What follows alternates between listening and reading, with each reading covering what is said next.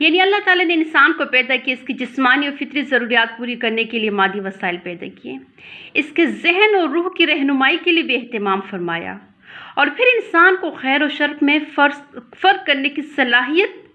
اور ضمیر کی آواز عطا فرمائی۔ اس کے علاوہ اللہ تعالیٰ نے انسان کی کامل رہنمائی کے لیے انبیاء کرام مبعوث فرمائے اور ان پر مختلف کتابیں نازل فرمائی، جیسے توراۃ، زبور، انجیل ہیں۔ لیکن آپ صلی اللہ علیہ وسلم پر اللہ تعالیٰ نے قرآن مجید، جو اللہ کے آخری نبی ہیں، ان پر نازل فرمائی، جو کہ اللہ تعالیٰ کی آخری کتاب ہے تا قیامت تک، اور باقی کتابوں سے بالکل مختلف، یعنی اس میں کسی قسم کی رد و بدل نہیں ہو سکتی۔ اور پھر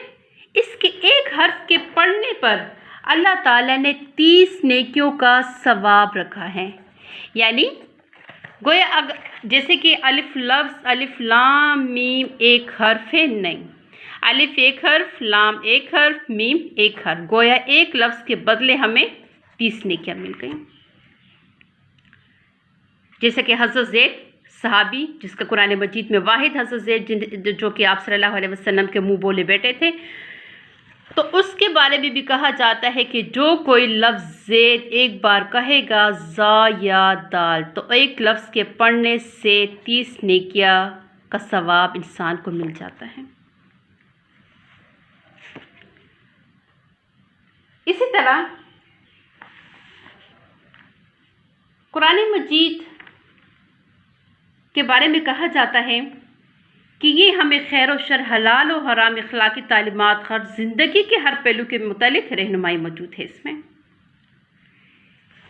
اس میں انسان کی آخرت کی زندگی کے متعلق بھی تفصیلی معلومات ہیں، اور اس زندگی کی اہمیت کو نہایت پرتاثر انداز میں بیان کیا گیا ہے۔ قرآن مجید انسان کی انفرادی زندگی، اس کی اجتماعی معاشرتی حقوق و فرائض، اس کے معاشی و اقتصادی امور کے متعلق بنیادی ہدایات، معاملات، اخلاقی رویوں کے متعلق جامع تعلیمات پیش کرتا ہے۔ غرض قرآن کریم انسانی زندگی کے تمام پہلو کے متعلق ضروری معلومات اور رہنمائی کا خزینہ ہے، یعنی ہماری جو زندگی سے متعلق صبح سے شام تک ہمارے ایک دوسرے کے ساتھ لین دین، معاملات، حقوق، والدین کے حقوق، اولاد کے حقوق، بیماروں کے حقوق جو ہیں، میاں بیوی کے حقوق، اور ہمیں ایک دوسرے کے پڑوسیوں کے حقوق جو ہیں،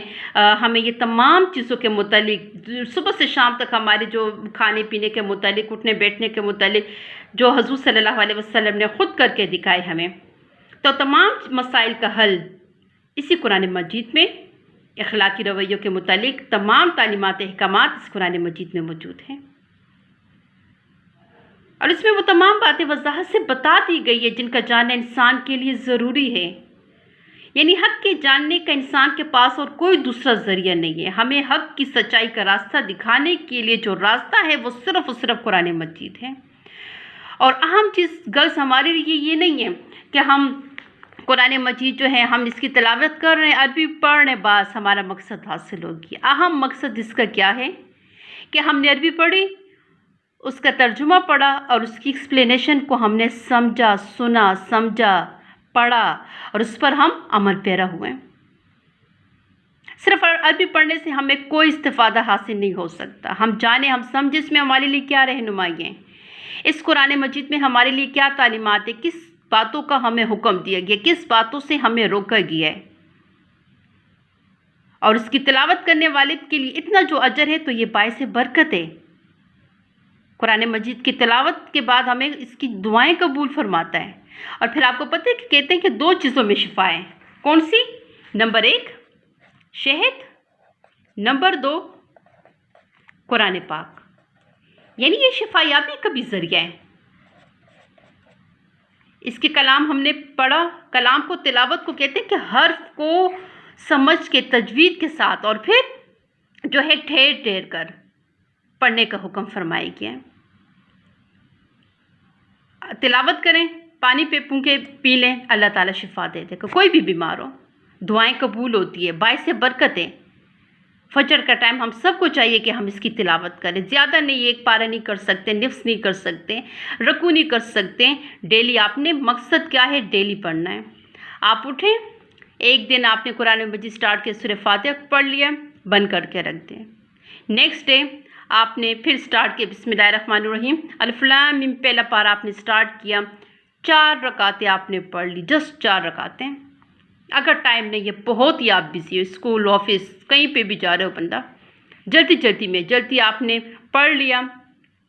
اچھی ادائیگی ترجمے کے ساتھ آپ نے 4 سے 5 آیتیں پڑھ لی، بند کر کے رکھ دیں۔ مقصد کیا ہے؟ ڈیلی پڑھنا۔ اسی طرح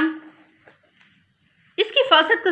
ذکر جیسے کہ اللہ تعالیٰ نے ارشاد فرمایا کہ ہم خود ہی اس کے محافظ ہیں، اور پھر قرآن مجید کے نسخوں میں ایک لفظ زیر زبر کا بھی فرق نہیں ہے۔ قرآن مجید کی تلاوت بہت بڑی نیکی ہے، اس کے ایک حرف کی تلاوت پر آپ کو جیسے میں نے کہا 10 نیکیاں ہیں، تو اس پہ ہمیں عمل کے نتیجے میں اللہ تعالیٰ دنیا و آخرت دونوں میں عزت ہمیں سربلندی عطا فرماتا ہے۔ یعنی ہم اس وقت تک دنیا میں کامیاب نہیں ہو سکتے جب تک کہ ہم اپنی آخرت کو سامنے نہ رکھیں، اور پھر وہ احکامات جو کہ قرآن مجید میں اللہ تعالیٰ نے ہمیں احکامات دیے، ہمیں تعلیمات دیے قرآن مجید کے مطابق، ہم نے کیسے زندگی کو اپنانا ہے، کیسے اس کی ذمہ داریوں کو جو ہے ہم نے سمجھنا ہے، تو یہ اس وقت تک ہوں گے جب تک ہم اس پہ عمل پیرا ہوں گے، اس کی تعلیمات احکامات پر عمل پیرا ہوں گے، اور پھر اس کی خود تلاوت کرے اور پھر دوسروں کو سکھانا بہت بڑی نیکی ہے۔ اس سے منہ پھیرنے والے ضرور و خوار ہوتے ہیں۔ تاریخ گواہ ہے کہ مسلمان جب تک قرآن کی تعلیمات پر عمل پیرا رہے، دنیا میں غالب رہے۔ جب انہوں نے اس کی غفلت سے جو ہے اس کی طرف سے غفلت برتی تو عزت اور سربلندی سے محروم ہو گئے۔ اسی طرح ایک اور جگہ ارشاد ہے کہ قرآن کا ماہر قیامت کے دن مقرب فرشتوں کے ساتھ ہوگا، یعنی قرآن کے ماہر جو ہیں وہ قریب ترین فرشتوں کے ساتھ ہوں گے۔ ہمیں کیا سبق ملتا ہے کہ اگر غور کیا جائے تو قرآن مجید کے ہم پہ 4 حقوق ہیں۔ نمبر 1، ہمیں قرآن کی تلاوت روزانہ کرنی چاہیے۔ نمبر 2، ہمیں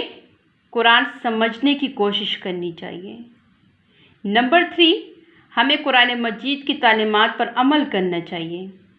نمبر 4، ہمیں قرآن مجید کے پیغام کو اور تعلیمات کو دوسروں تک پہنچانا چاہیے۔ اگر ہم یہ تمام حقوق اس پر عمل کیا جائے تو قرآن مجید کے 4 حقوق ہمارے پورے ہو جاتے ہیں۔ نیکسٹ ویڈیو میں اس کو کنٹینیو کرنا ہے۔